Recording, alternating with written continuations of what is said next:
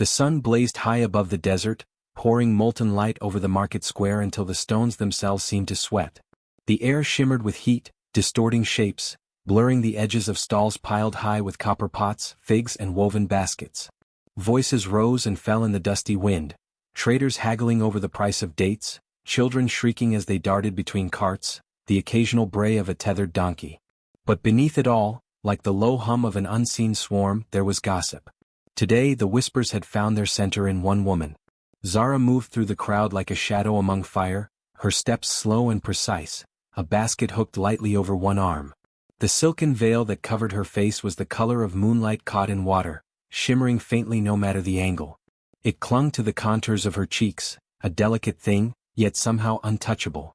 Beneath it, the faintest outline of her lips and jaw could be seen if the sun hit just right, but her eyes, dark, steady, unreadable, remained the only clear glimpse of the woman herself. People parted slightly to let her pass, but they didn't stop watching. Some nodded politely, others averted their gaze as if afraid her eyes could catch them in a lie. On the far side of the square, leaning against a stack of sacks spilling fragrant cumin, a group had been waiting. Four women with scarves knotted carelessly over their hair, their mouths curling with private jokes. 3 men in rough desert tunics, smirking as if already victorious in some game. Malik stood among them, broad-shouldered and golden-skinned from long hours in the sun. The chieftain's son had a smile that could charm travelers into lowering their prices and a cruelty that made people avoid his eyes. Today both were sharpened for one purpose. "There she is," one of the women murmured, her tone steeped in both fascination and malice. "The ghost face." Another snickered, pulling her scarf lower over her brow. Or maybe just hiding pockmarks. Imagine the disappointment. Malik chuckled, loud enough for those nearby to glance over. "I say it's not marks she hides but secrets. Let's see what she guards so fiercely." His hand brushed the hilt of the knife at his belt, the blade's curve barely visible beneath the cloth. Zara reached a stall where bolts of fabric hung in rippling shades of indigo and crimson. She touched one briefly, fingers lingering on the weave, and the vendor, an older man, lowered his head in greeting. She returned it with the faintest tilt of her own before moving on. The group shadowed her steps now, drawing in closer with each turn. The air between them and the rest of the market seemed to contract, the chatter and clinking of metal fading to a dull throb in the distance. They caught her near the fountain, where water trickled lazily from the mouth of a lion carved in worn sandstone. Malik stepped into her path, smile wide, eyes glinting with challenge. "Zara," he drawled as though greeting an old friend. "We've been admiring your fine veil. But it's selfish, don't you think? To keep something so beautiful hidden away." Her gaze flicked to his face, then to the others circling like jackals. She said nothing, only adjusted her grip on the basket. A faint breeze stirred the edge of her veil, and for a heartbeat it shimmered brighter, like starlight caught in silk. That was all the provocation they needed. One of the women darted forward with a mock gasp. "Let's help her share her beauty." Another joined in with a laugh, fingers snatching for the edge of the fabric. Zara moved back, but the crowd pressed in and Malik was already stepping closer. The knife flashed in the corner of her vision. There was no time to flinch. The blade caught the veil just below her cheek. A sound, softer than tearing cloth, sharper than breaking thread, split the air. The silk parted in a single fluid line, and for a moment, the fibers hung suspended, each thread quivering as though unwilling to let go. Then they began to unravel. It didn't fall like normal fabric. The threads drifted upward first, weightless, catching the light in strands so fine they seemed almost invisible, like spider silk in the sun. Then, as if answering to some unseen pull, they twisted into the wind, curling around Malik's wrist, brushing over the cheeks of the laughing women. The air changed. The heat of the market seemed to draw inward, replaced by a breath of cold so sudden it pricked the skin. The fountain's trickle slowed, the sound of it stretched thin. Merchants paused midward, looking around as if clouds had passed over the sun, yet the sky remained clear, mercilessly bright. Malik let the knife fall from his hand. His smirk faltered. One of the women shivered and rubbed her arms, though no dust stirred in the square. The unraveling continued, more threads lifting into the space between them, dissolving into a haze that shimmered faintly before fading entirely. But even as they vanished from sight, Zara's eyes followed their path into the wind. She didn't speak. She didn't need to. A strange stillness had wrapped itself around the little knot of people who'd gathered to humiliate her. The market began to breathe again, voices and footsteps resuming, but they seemed farther away somehow, as if the square had shifted subtly and placed these 7 in a separate pocket of air. Zara stepped past Malik without touching him. The torn edges of her veil fluttered briefly before settling against her neck, now incomplete yet no less strange. She did not look back, but the cold lingered in her wake as though the threads had left something behind that no one could see, something that clung. And though the knife lay abandoned at Malik's feet, its blade caught a single hair-thin strand of silk still attached to the air, trembling as if alive.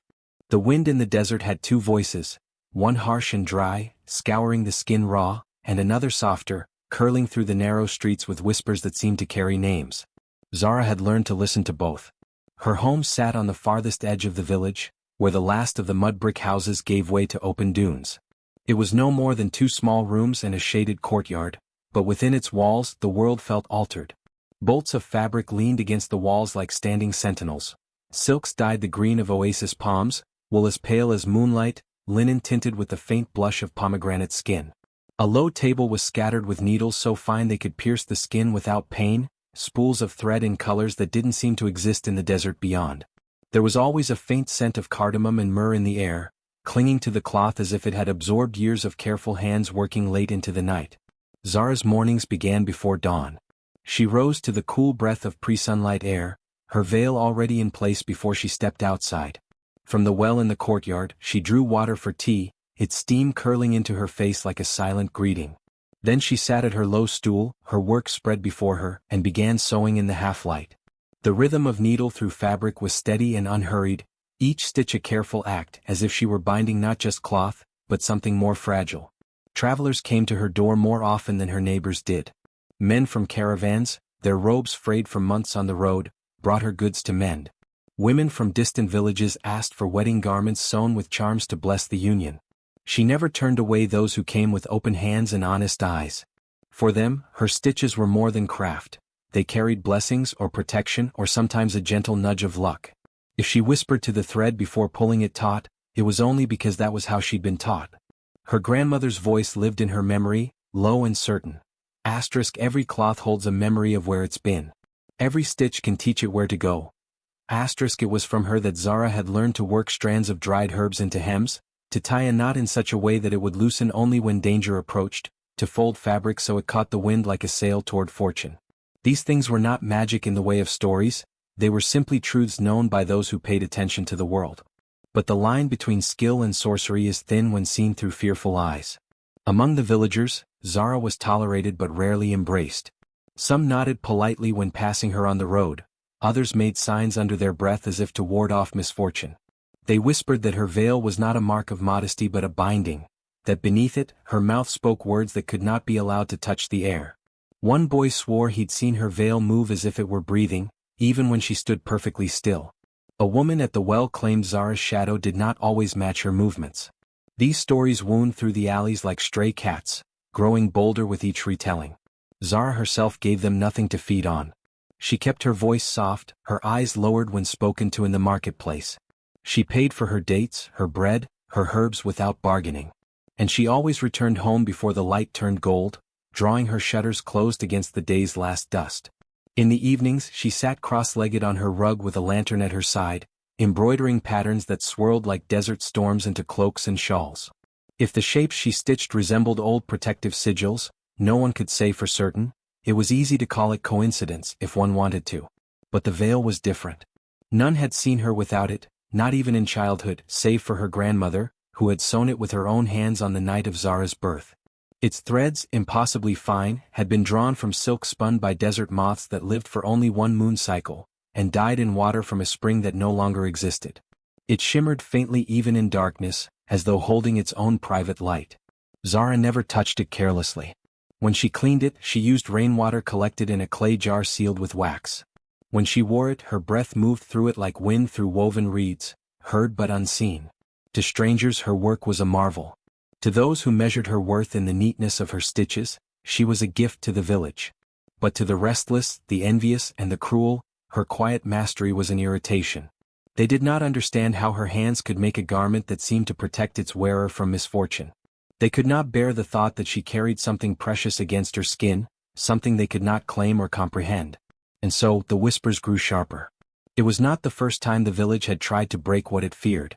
But Zara had lived long enough to know that those who came for the veil did not truly want to see her face.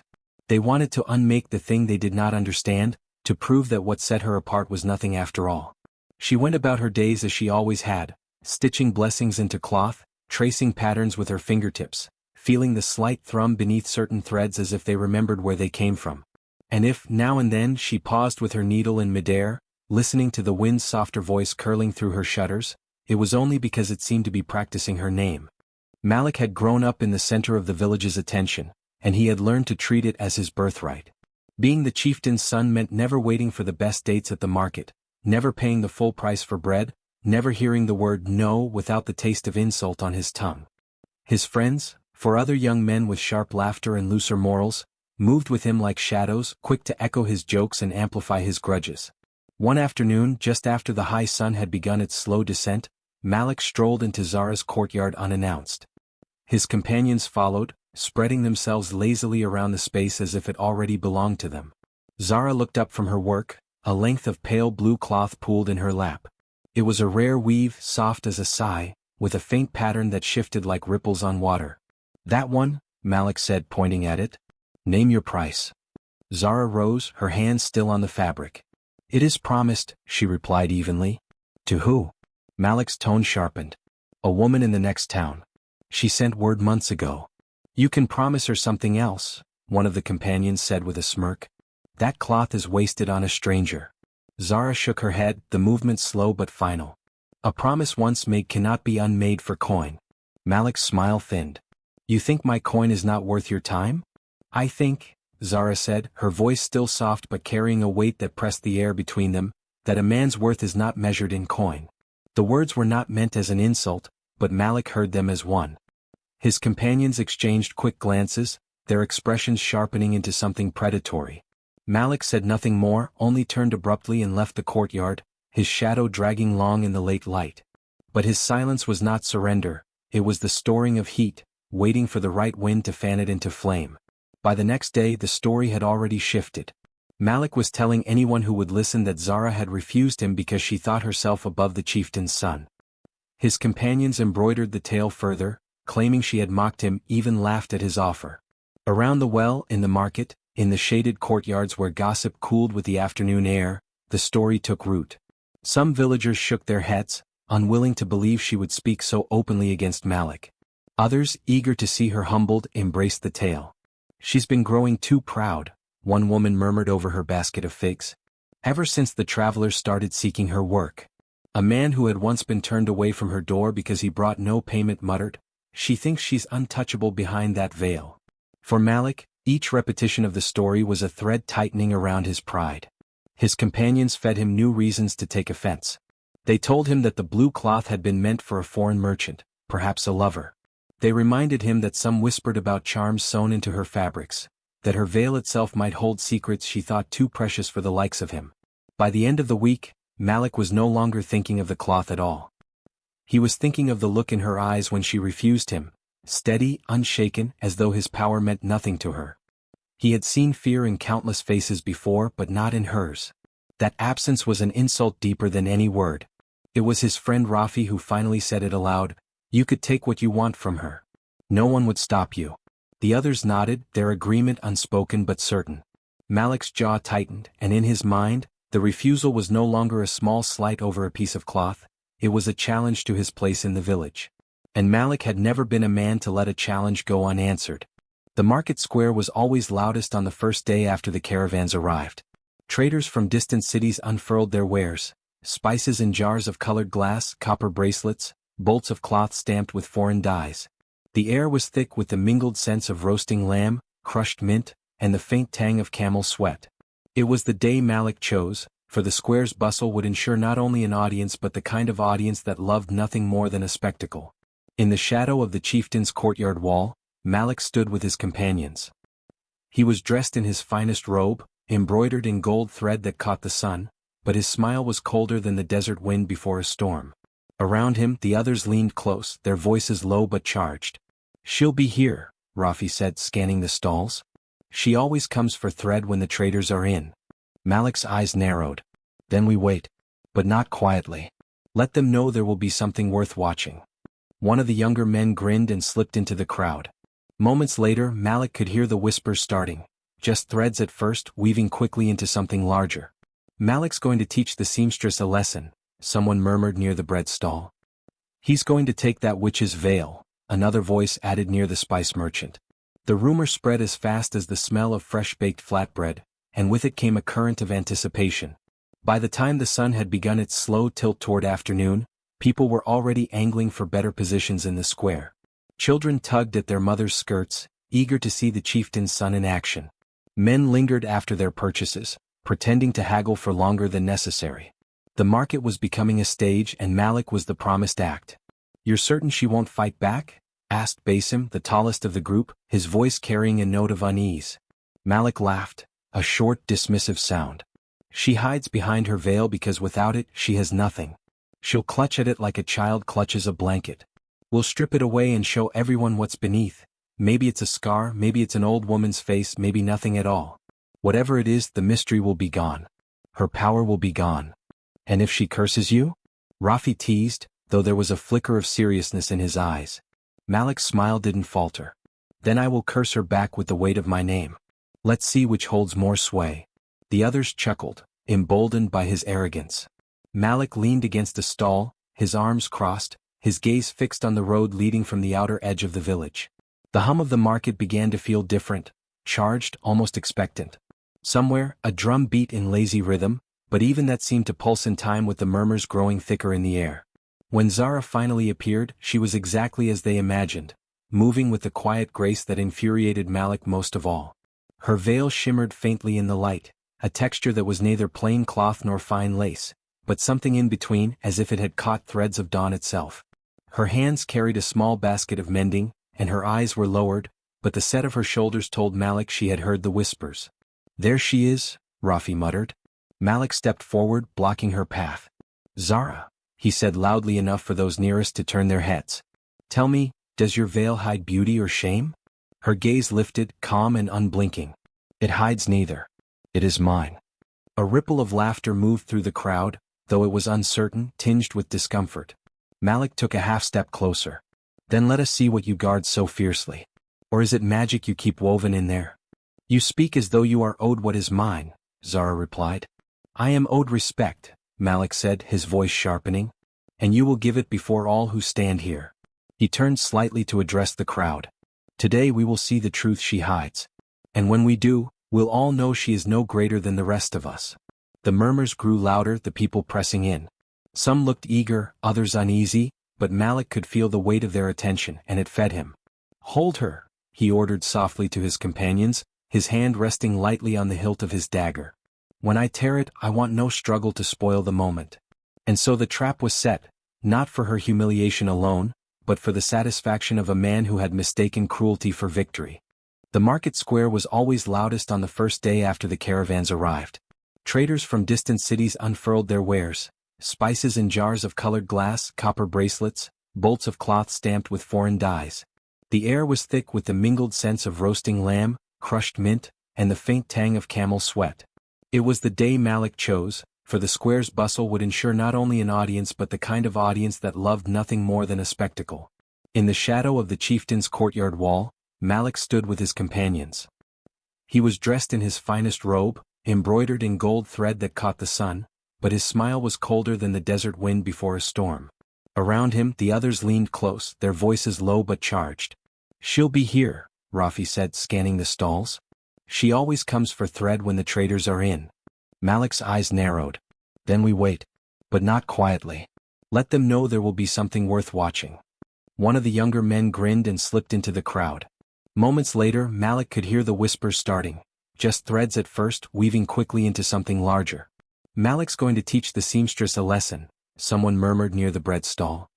"He's going to take that witch's veil," another voice added near the spice merchant. The rumor spread as fast as the smell of fresh-baked flatbread, and with it came a current of anticipation. By the time the sun had begun its slow tilt toward afternoon, people were already angling for better positions in the square. Children tugged at their mothers' skirts, eager to see the chieftain's son in action. Men lingered after their purchases, pretending to haggle for longer than necessary. The market was becoming a stage and Malik was the promised act. "You're certain she won't fight back?" asked Basim, the tallest of the group, his voice carrying a note of unease. Malik laughed, a short, dismissive sound. "She hides behind her veil because without it, she has nothing. She'll clutch at it like a child clutches a blanket. We'll strip it away and show everyone what's beneath. Maybe it's a scar, maybe it's an old woman's face, maybe nothing at all. Whatever it is, the mystery will be gone. Her power will be gone." "And if she curses you?" Rafi teased, though there was a flicker of seriousness in his eyes. Malik's smile didn't falter. "Then I will curse her back with the weight of my name. Let's see which holds more sway." The others chuckled, emboldened by his arrogance. Malik leaned against a stall, his arms crossed, his gaze fixed on the road leading from the outer edge of the village. The hum of the market began to feel different, charged, almost expectant. Somewhere, a drum beat in lazy rhythm, but even that seemed to pulse in time with the murmurs growing thicker in the air. When Zara finally appeared, she was exactly as they imagined, moving with the quiet grace that infuriated Malik most of all. Her veil shimmered faintly in the light, a texture that was neither plain cloth nor fine lace, but something in between, as if it had caught threads of dawn itself. Her hands carried a small basket of mending, and her eyes were lowered, but the set of her shoulders told Malik she had heard the whispers. "There she is," Rafi muttered. Malik stepped forward, blocking her path. "Zara," he said loudly enough for those nearest to turn their heads. "Tell me, does your veil hide beauty or shame?" Her gaze lifted, calm and unblinking. "It hides neither. It is mine." A ripple of laughter moved through the crowd, though it was uncertain, tinged with discomfort. Malik took a half-step closer. "Then let us see what you guard so fiercely. Or is it magic you keep woven in there?" "You speak as though you are owed what is mine," Zara replied. "I am owed respect," Malik said, his voice sharpening. "And you will give it before all who stand here." He turned slightly to address the crowd. "Today we will see the truth she hides. And when we do, we'll all know she is no greater than the rest of us." The murmurs grew louder, the people pressing in. Some looked eager, others uneasy, but Malik could feel the weight of their attention, and it fed him. "Hold her," he ordered softly to his companions, his hand resting lightly on the hilt of his dagger. "When I tear it, I want no struggle to spoil the moment." And so the trap was set, not for her humiliation alone, but for the satisfaction of a man who had mistaken cruelty for victory. The knife's edge met the silk with a sound far too soft for the violence of the act, a faint sigh like a strand of hair snapping under tension. But instead of fraying or falling to the ground, the veil seemed to melt where the blade touched it. Fine filaments shimmered briefly in the harsh sun, then unraveled into the air, coiling upward like smoke from a snuffed candle. Gasps rippled through the market. Malik held the torn scrap in his hand for a moment before realizing there was nothing there. No cloth, no thread, not even the weight of fabric. The piece he thought he'd sliced free had dissolved before it could touch the dirt. The rest of the veil followed suit. It didn't drop away, it drifted, curling in lazy spirals as though drawn by an invisible breath. The threads were impossibly fine, like strands of spider silk seen in moonlight, and they shimmered faintly as they rose. A few caught in the folds of Malik's robe, though he didn't notice, too caught up in expecting to see her face revealed. But Zara stood exactly as she had before, her head still modestly inclined. A second veil, identical, untouched, lay where the first had been as though nothing at all had happened. "What?" Rafi muttered, brushing at his arms. His skin prickled, though the air was still. The drifting filaments moved with unsettling intent. They didn't scatter randomly into the breeze.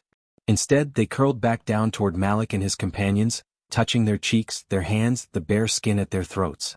To the crowd, there was nothing unusual in the air, only a shimmer they might have mistaken for heat rising off the sand. But for the three men, the threads felt real, cool as evening dew and faintly clinging, as if each strand sought a place to settle. Malik slapped at his jaw, then the back of his neck. "What is this?" he demanded, but his voice cracked in a way that drew glances from the crowd. Zara had not moved. Her eyes met his at last, deep, unblinking and dark as still water in a desert well. Something in their depth made Malik's breath catch for reasons he could not name. There was no anger in them, no triumph, only a calm that pressed down heavier than rage. "Do you feel it?" she asked softly, though the question was not for the crowd. Her words barely carried, but Malik and his men heard them as though she'd spoken directly into their ears. Rafi's hands twitched. The fine, invisible silk was winding across his fingers like something alive, tightening not with force but with persistence. Basim rubbed his forearms, swearing under his breath. Around them, the laughter that had followed Malik's taunt began to thin. People shifted uneasily. It was one thing to watch a humiliation, it was another to feel the air in the square grow subtly colder, as though the shadow of a cloud had passed overhead, though the sky above remained a hard, merciless blue. "What trick is this?" Malik demanded, his voice louder now, though there was a tremor in it. "What have you done?" Zara tilted her head slightly, her gaze still steady. "You wish to see what I keep," she said. "Now you will carry it." Her words fell into the hush that had replaced the crowd's earlier mirth. The merchants who had craned forward to watch now leaned back, their eyes darting from Malik to the strange, almost imperceptible shimmer in the air around him. Malik tried to laugh it off, but the sound rang hollow. The filaments, if that's what they were, had begun to creep higher along his throat. He could feel them tracing the curve of his jaw, sliding behind his ears. The sensation was not painful, but it was inescapable, like the weight of damp cloth against the skin. Zara lowered her eyes again as if the moment no longer interested her, and stepped to the side to continue on her path through the market. The people parted for her without thinking, their attention fixed instead on the men she left behind. By the time she reached the far end of the square, the crowd's earlier laughter had vanished completely, replaced by a low, uneasy murmur. Malik stood frozen, his companions fidgeting, each trying to brush away what no one else could see. The sun was still high, but to them the air felt like late dusk, dense, watchful, and carrying the faint scent of something they could not name. 3 days after the tearing of the veil, the desert woke before the sun. A shepherd boy came running into the village, his face pale beneath the dust. He had been out searching for a stray goat near the eastern dunes when he stumbled upon something half buried in the sand. By the time the elders and a few curious villagers followed him back, the wind had already swept strange patterns across the ground, spirals and swirls that looked almost drawn by hand. In the center lay the body of Rafi, one of Malik's companions. At first, they thought the desert had simply taken him, as it sometimes did to wanderers foolish enough to leave the paths. But there was no sign of struggle, no footprints, no camel tracks, no wind-scoured trail to suggest where he had come from or how he had reached this lonely place. The sand around him was too smooth, as though it had been poured. Rafi lay on his back, eyes wide open, his lips dry and cracked. But it wasn't the sun that had killed him. His skin bore no blistering, no sign of heat stroke. Instead, the fine, pale sand had worked its way into every fold of his clothing, filling the spaces between his fingers, caking the corners of his mouth. His hair was laced with something far stranger, threads, thin and glimmering, winding through the dark strands like veins of silver. The wind should have carried them away, but they clung stubbornly, swaying ever so slightly though there was no breeze at all. When one of the elders reached out to touch them, his hand drew back as if burned. "They move," he murmured under his breath, not loud enough for the others to hear. No one spoke of it openly, but they all saw the same thing. The shimmering filaments were not tangled in Rafi's hair by accident. They were woven as neatly as embroidery, crossing and looping in a pattern too deliberate to be made by wind or chance. A few men bent to lift him, but as soon as their hands touched the body, the sand seemed to give way beneath him. It flowed like water, sinking his weight deeper. Startled, they stepped back and the ground closed over his torso. Within moments, only his head remained above the surface, the rest swallowed by the desert as if it had been waiting for this moment. "Get him out," one man shouted, but another shook his head. "There's nothing to be done," the elder said quietly. "The earth has claimed him." No one wanted to be the one to reach for Rafi again. They stood helpless as the sand continued its slow work, covering his face, the silver-threaded hair the last to disappear. Even then, the filaments caught the sunlight, winking once before vanishing beneath the surface. When it was over, the dune was smooth, unbroken, as if no one had lain there at all. Only the spirals in the surrounding sand remained, faint and already fading under the day's heat. By the time they returned to the village, the news had spread. Women whispered in the shade of their doorways, children were shooed indoors, their questions unanswered. Malik sat alone near the well when the elder approached, and at the sight of the old man's face, he knew before a word was spoken. "It was the desert," Malik said, though it sounded like a question. "It was more than that," the elder replied, his voice heavy. "We have all seen the signs before, though we pretend we haven't. Threads that follow a man into the sand do not come from the wind." Malik's jaw tightened, but a shiver worked its way up his spine despite the heat. That night, he dreamed of Rafi's hair, those fine silver lines creeping like roots through the strands, glistening as they sank deeper into the earth. When he woke, there was something caught in the corner of his pillow, a single weightless filament shimmering faintly in the dawn light. The market had always been a place of noise and heat, clinking coins, the shuffle of sandals over sun-baked stone, the smell of cumin and roasting meat drifting through the air. But since the day Rafi was found in the dunes, something had shifted. Conversations faltered when Malik or his companions walked past. It began subtly. A trader might glance at them then turn away too quickly. A woman carrying a basket of dates would change direction, feigning interest in a stall far from their path. The laughter that once followed Malik's boasts now died in people's throats. By the third day the change was impossible to ignore. Those who had once been eager to share bread or water with the chieftain's son now kept their hands tucked into their robes, their eyes lowered. Some even crossed themselves in quiet gestures of protection when the brothers' shadows fell near. The whispers started in the evenings, when the heat had bled from the stone and people lingered in doorways to talk. "They say they saw something," murmured a young potter to his wife, glancing over his shoulder. "Fine threats, in the moonlight, trailing after them like smoke." "I heard the same," she replied, clutching her shawl tighter. "And not just one or two. A whole tangle like a spider's weaving. But no wind to carry them." Children were told not to stare, though they peeked anyway. One bold boy swore he had seen a thread slither across the ground and curl around Malik's ankle before fading into the dust. He was cuffed by his mother and told to hush, but his wide-eyed fear was contagious. At first, Malik and his two remaining men, Harun and Idris, mocked the stories. They laughed too loudly in the market, bought wine and poured it carelessly, daring anyone to meet their eyes. "Threads?" Idris scoffed, holding out his arms. "Do you see anything?" "Nothing but the sun." But at night, when they sat together in the small courtyard behind Harun's house, their jokes faltered. Each swore that the other's hair seemed to glint strangely in the firelight, though there was no moon to catch it. Once, Idris reached up to scratch his neck and felt something cool and fine between his fingers, so fine it dissolved before he could pinch it. They stopped going out after dusk. The narrow alleys felt too quiet, and the market square seemed to watch them with eyes they couldn't see. By the week's end, they found themselves standing closer together in public, not out of camaraderie but from an unspoken need for safety. Malik still held his chin high, but his hands were restless. The last time he walked through the market, a peddler selling dyed cloth stepped back so quickly that his stall tipped, scattering bolts of fabric across the stones. The man didn't even pause to gather them, he just ran. The three exchanged uneasy glances. For the first time since the veil was torn, their laughter didn't come. The market's hum went on without them, but it was thinner now, stretched over something sharp and unseen. And every so often Malik caught someone staring, not at his face but just behind him where there was nothing at all. The night pressed close around Zara's small home, the kind of heavy stillness that made the air feel like it was listening. Inside, her single oil lamp burned with a steady flame, casting a pool of amber light across the low table where she sat. Her hands moved with unhurried precision. Each stitch slid through the fabric without a sound, the thread pulling tight with a faint shimmer. The cloth in her lap was unlike anything sold in the market. Its sheen was neither gold nor silver, but something stranger, as if moonlight had been soaked into it and refused to fade. The room was quiet save for the occasional soft breath she took. No music, no kettle boiling, no rustle of a neighbor's visit. Only her, the needle, and the slow rhythm of creation. She had locked the shutters against the night, not from fear, but to keep the work untouched by wandering winds. Her home smelled faintly of dried herbs and clean linen. Rolls of fabric leaned against the far wall, wrapped in cloth to keep away dust.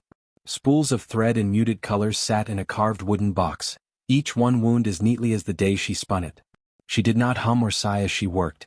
The stillness seemed deliberate, as though the silence itself were being woven into the veil. Now and then she paused, not to rest but to hold the fabric up against the lamplight, turning it slightly so the strange glimmer rippled through it. When she approved of what she saw, her needle returned to its task. Outside, a dog barked once and fell silent. Somewhere in the distance, a faint cry drifted on the wind, quickly swallowed by the night. Zara did not look up. Her hands did not falter. Her eyes, dark and steady, held no trace of haste. The veil would be finished when it was ready, not before. Each stitch was a wordless intention, each fold a quiet promise. The lamplight caught the edge of the fabric again, and for a moment, it seemed to pulse softly, like a breath.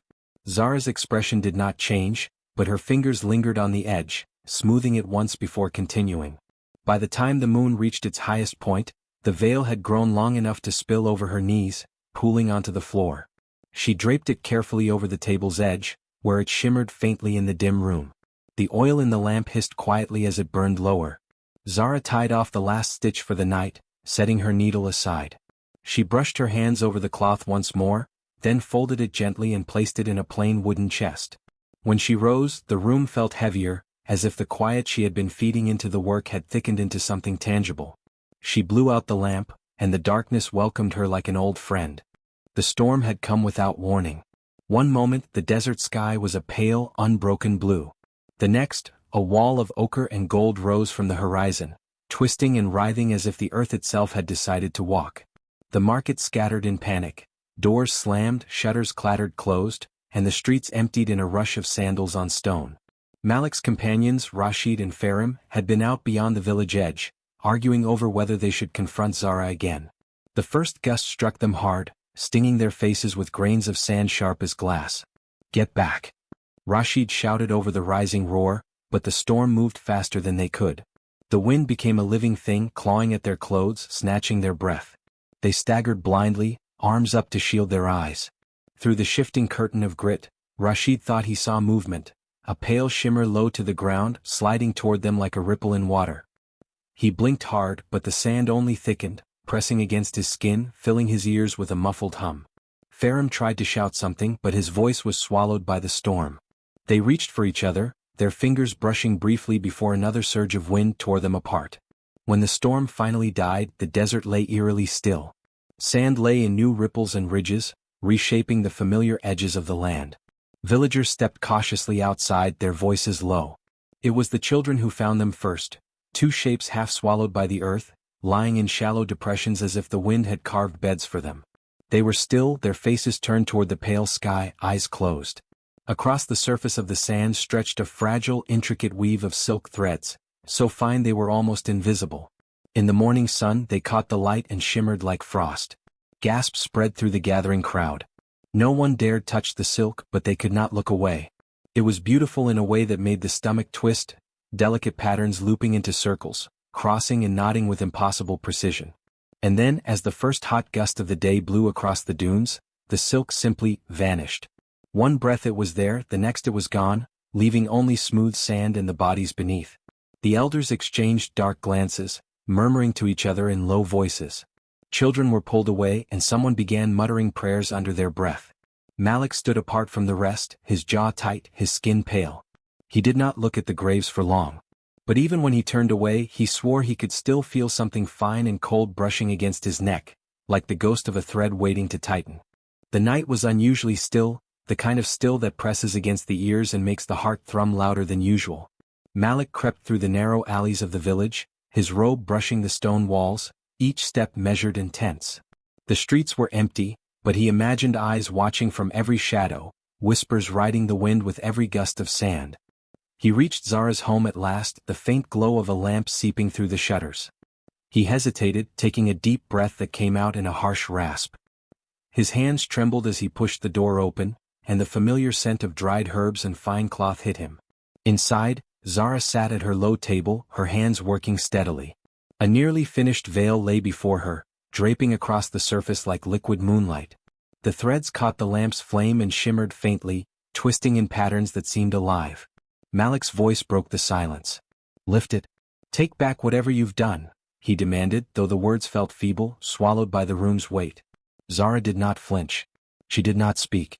Her eyes lifted slowly to meet his, dark and calm, holding a quiet that seemed to stretch the space between them. The lamp's glow traced the delicate ridges of her veil, the shimmer so subtle it made Malik's head spin. I command you," he tried again, stepping closer.